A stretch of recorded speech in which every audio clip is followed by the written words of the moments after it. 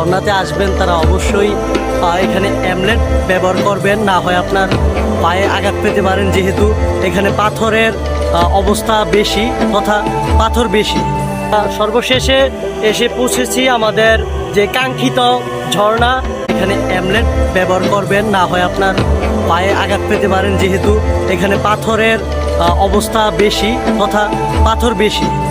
সর্বশেষে এসে পৌঁছেছি আমাদের যে কাঙ্ক্ষিত ঝর্ণা, নাপিতছড়া ঝর্ণা, যেটা চট্টগ্রামে অবস্থিত।